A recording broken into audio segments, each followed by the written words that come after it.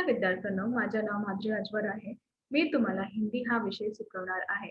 आज विद्यालय तुमच्या स्वागत करत आहे. आज जो आपला 6वा कविता आहे त्याचं नाव काय आहे? जरा प्यार से बोलना सीख लीजिए. चला बघूया या कवितातून कवी काय सांगितले आहे. पहिला आपण बघणार आहे कवीचा परिचय. तर कवीचं नाव काय आहे? रमेश दत्त शर्मा. काय आहे? रमेश दत्त शर्मा.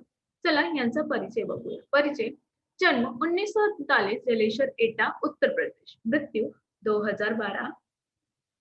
परिचय: शर्मा जी 50 वर्षों से पत्र पत्रिकाओं, रेडियो और टीवी के माध्यम से वैज्ञानिक दृष्टिकोण का प्रचार प्रसार करते रहे।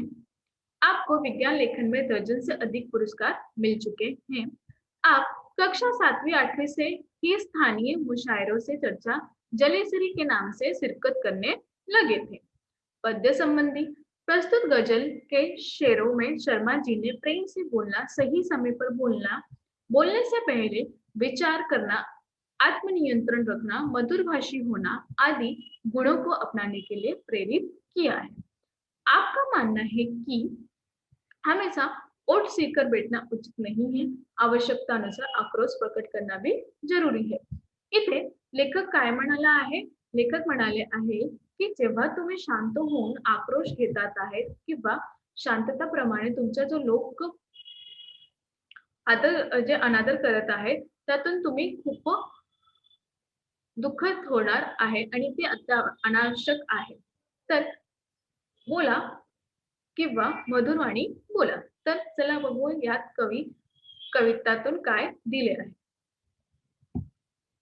बघा, वाणी में सहित घोलना सीख लीजिए, जरा प्यार से बोलना सीख लीजिए, चुप रहने के यारो बड़े फायदे हैं, जुबान वक्त पर खोलना सीख लीजिए.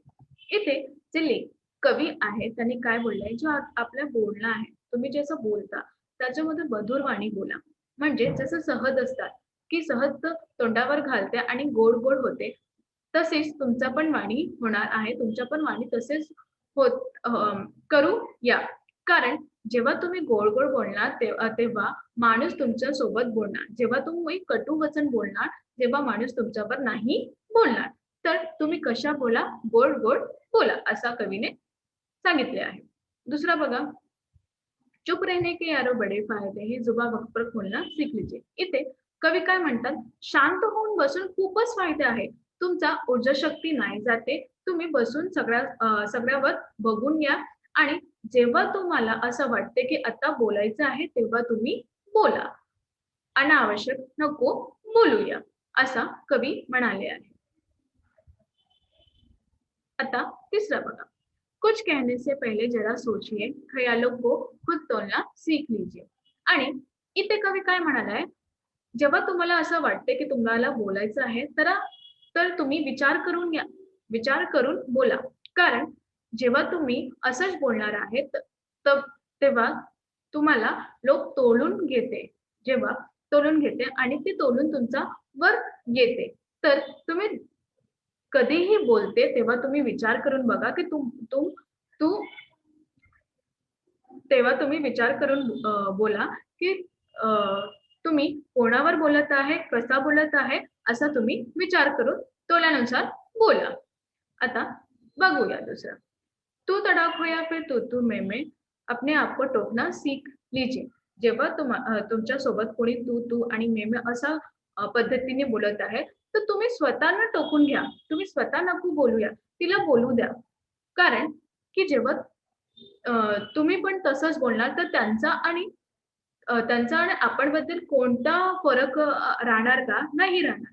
तरी कवी असं म्हटले आहे की जेव्हा तू तडाख होणार तेव्हा तुम्ही शांत बसून आपल्याला स्वतःला टोकून घ्या की नाही बोलणार मी, या पद्धतीने. चला आणखी बघूया. पटाखे की तरह फटने से पहले रोशनी के रंग भूलना सीख लीजिए, कटु वचन तो सदा बोलते हैं काटे, मीठी बोली के गुल रोकना सीख लीजिए.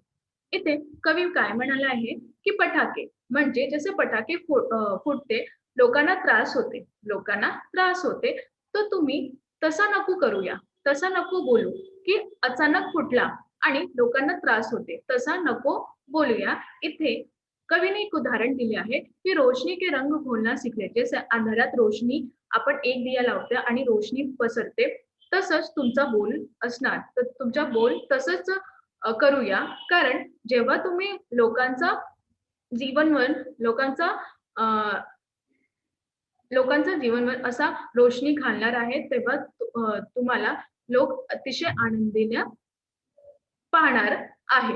आता दुसरा बोलूया. कटु वचन तो सदा बोलते हे काटे, मीठी बोल के गुल रोपना सीख लीजिए. आणि कवी इथे म्हणत आहे, की जे कटु वचन आहे ते कोणाचं आहे? काटा जसं उगते तसंच लोक त्यांना प्रसन्न नाही करते. ते हे कटुवचन फक्त काटेचं आहे. तुम्ही कसं बघा गुलाब सारखा बघा. गुल म्हणजे पुष्प सारखा बघा. रोपा त्याचा जन्म कसा असतात तसा तुम्ही पुष्प सारखा जन्म घेऊया. नको काटासारखा जन्म घ्या. असा कवीने म्हणले आहे. तर आता अजून बघूया. बात बेबात कोई चुभने लगे तो बदलकर उसे मोड़ना सीख लीजिए.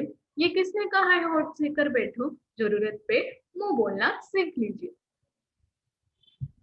इथे कवी म्हणाले आहे, की बात बेबात तिथे कोणीही बात नाही, कोणाची बातमी नाही, ती चुकून घ्या आणि त्याला मोडून बोलूया. त्याला मोडून बोलूया. कारण जेव्हा तुम्ही बोलता, तेव्हा लोकांना फरक नाही पडते. जेव्हा तुम्ही ओरडता, तेव्हा लोकांना फरक पडत आहे. तर जे बात जे अ, ज्या ज्या बातमीचे काहीही अर्थ नाही, त्यांच्यावरून बोलून काहीही अ, फरक नाही पडत आहे. तर त्या बातमीचा मोडून बोलून या आणि त्यांचा अर्थ निघून जायला आहे. आता दुसरा बघूया. ये किसने कहा है होठ से कर बैठो, जरूरत पे मुंह खोलना सीख लीजिए. इथे कवी म्हणाला आहे, तुम्हाला कोणी बोलत नाहीये, की तुम्ही होठ शिवून बसूया. कारण जेव्हा तुम्ही बसणार आहे शिवून, तेव्हा लोक तुमचा फायदा घेऊन घेणार आहे. तेव्हा लोक तुमचा फायदा घेणार आहे. कारण जेव्हा तुम्ही बोलता तर कसं बोला जेव्हा तुम्हाला वाटतं की तुम्हाला बोलायचं आहे. कारण तुम्ही नाही बोलणार तर लोक तुमचा फायदा घेणार आहे आणि तुम्ही बसून-बसून स्वतःला त्रास घेणार आहे आणि लोक तुमचा फायदा उचलणार आहे. तुम्ही तोंड बंद करून ठेवणार, तर हे एक अपराधी आहे. हे एक अपराधी आहे. जेव्हा तुम्ही सगळं जे मनासारखं सगळं झेलत आहे, तेव्हा हे तुमचा मूर्खपणा आहे, की तुम्ही नाही बोलता. जेव्हा तुम्हाला वाटते, की तुम्हाला बोलायचं आहे, तेव्हा तुम्ही बोलून घ्या. असं कवीचं म्हणाले आहे.